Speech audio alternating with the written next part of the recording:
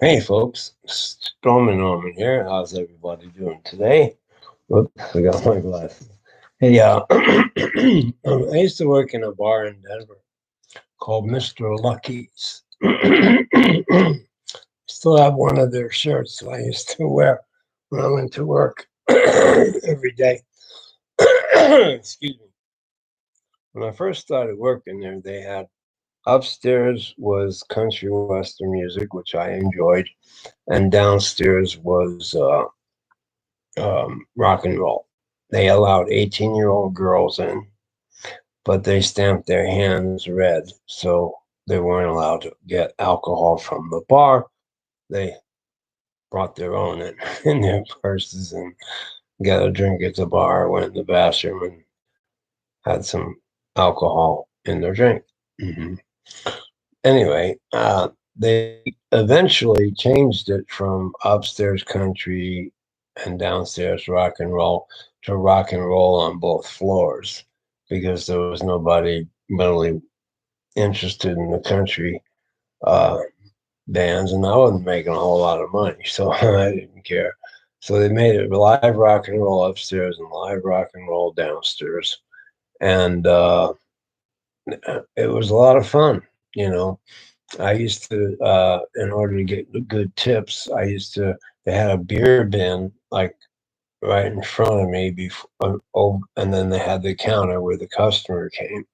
And if they ordered a beer, I would reach down, grab the bottle, the top of the bottle, and I would spin it up in the air.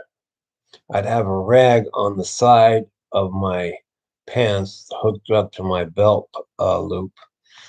And after it's spun in the air, I'd catch it with my left hand, pop the top with the rag, and drop it on the counter without spilling a drop. Customers were really impressed. Now the beers were $1.50. When they gave me $2, I put the money in my right hand. I opened up the cash register. I'd put the $2 in and pulled 2 quarters out. And what they didn't see as I was closing the register was throwing the 2 quarters from my right hand into my left hand. They didn't see that. So when I went to give it to them, my hand was empty. And I'd show them the 2 quarters in the other hand. They would say, go ahead and keep it. And right in the tip jar. Normally, they would normally tip, but if they didn't, that's what I did to get it, you know. So it was kind of fun. I had a good time. I used to have parties after work at 2 o'clock in the morning in my apartment. It was people from the bar. In fact, the picture of the dogs playing poker on my YouTube site, The Storm and Norman, I had a party one night after the bar closed at 2 o'clock in the morning, and there was a guy. He said he was from Texas. He was driving through Denver, going back to Kansas, Texas, or something. I don't know. He said he wanted to go to my party, and I said, "I don't know you, guy." And he said, "Look, you see this thing in my back in my truck? He had a pickup truck." He said, "You can have it if I can go to your party." Now it's filthy and it was wet, but I threw it in the washing machine and I threw it in the dryer and I hung it up on the wall. And it's been there ever since. So I've had it in many apartments, but yeah, that's how I got it. So uh, I had parties after work, and a lot of drugs, you name it, it was there. And a lot of girls, young, old, regular, whatever. Um, I had a 2 bedroom apartment, and nothing else to say about that. Let's go into the song called "Last Call Singer." Okay, this is the one I wrote when I was doing the country western thing. Okay, uh, I'm gonna sing it to you a cappella. I'm standing here, no work to do. I'd love to sing a song or two, but there's just nothing I can do. No piano or guitar. And working here, I'm doing fine. I'm making drinks and pouring wine. I always have a real good time, but I'm no superstar. I'm just a last call singer in a country western bar. And secretly, I want to be a country western star. But doing what I'm doing, I'm not getting very far. And throwing beer up in the air, it really makes the people stare, but that won't get me anywhere, just water on the bar. My register makes music too, you'd be surprised the things I do to try and get the customers to throw tips in my jar. But I'm a last call singer in a country western bar, and secretly I want to be a country western star. But doing what I'm doing, I'm not getting very far.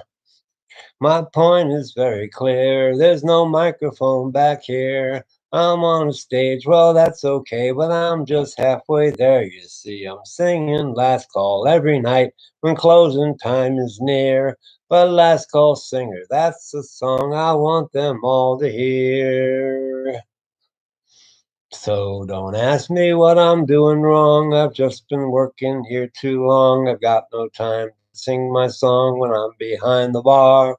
When I don't work here anymore, I'll sit and figure out my score and sing my song each night for sure till I'm a superstar.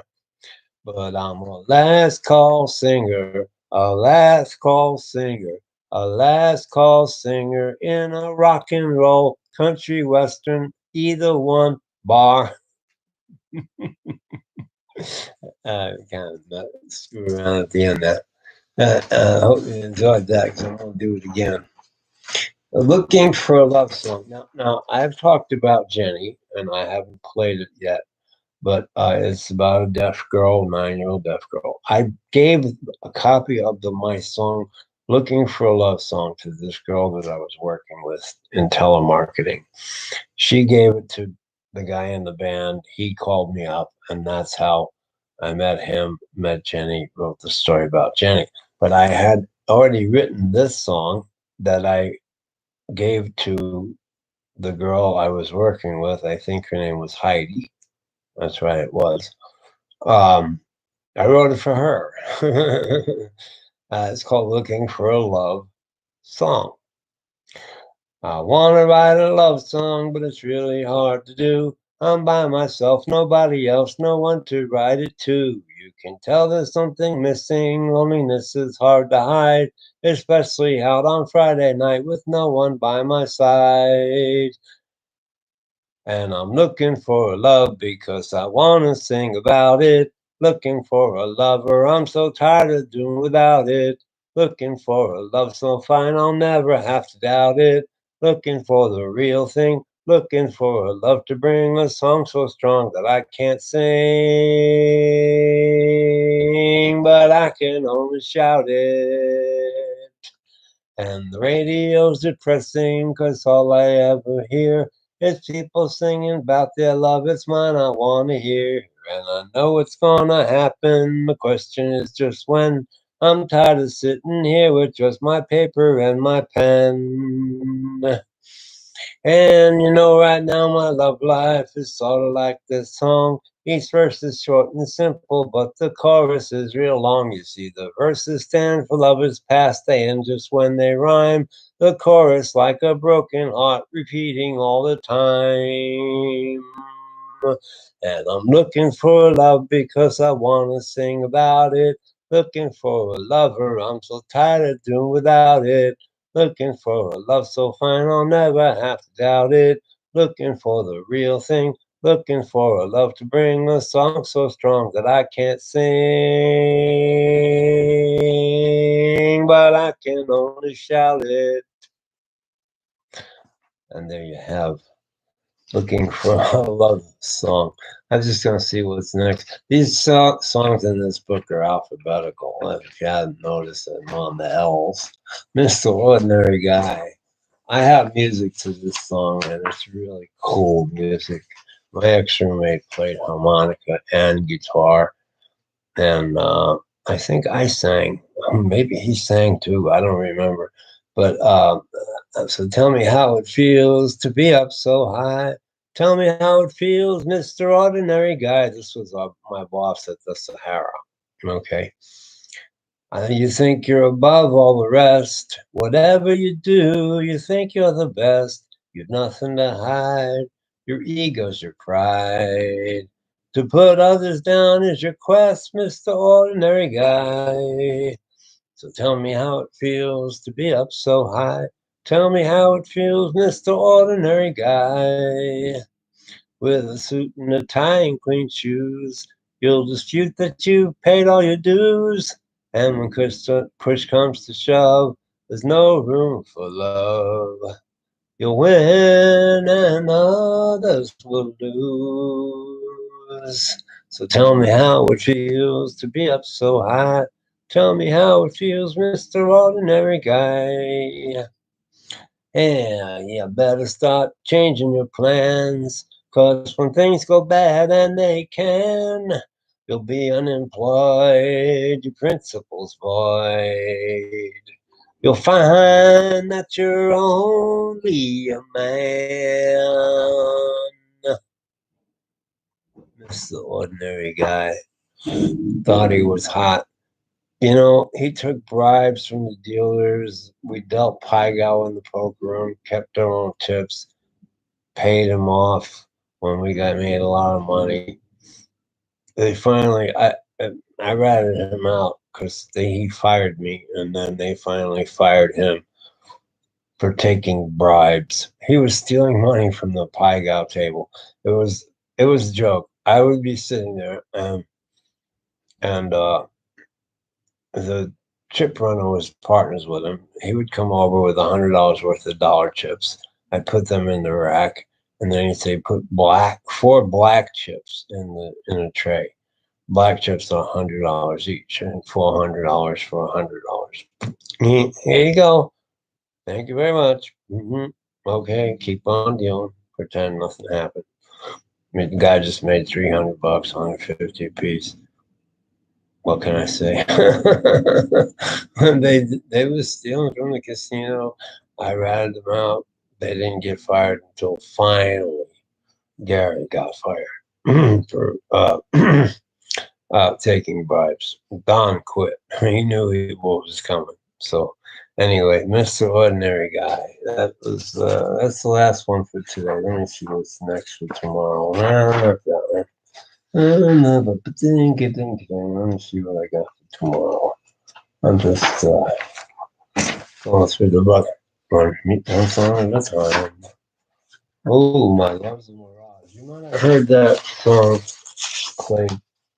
Wow, it's a really, really pretty song when I have it with my roommate. I'll do it tomorrow. I gotta go for now because I'm expecting some company. Have a good day, and I'll see you tomorrow. By the way, Stormin Norman. And if you want to get in touch with me, STORNOR, which is short for Stormin Norman, STORNOR94 at yahoo.com. Somebody send me a message. I don't see any likes or any people. 0 people, 0 likes. And I'm supposed to be live. Okay, we'll see. Oh.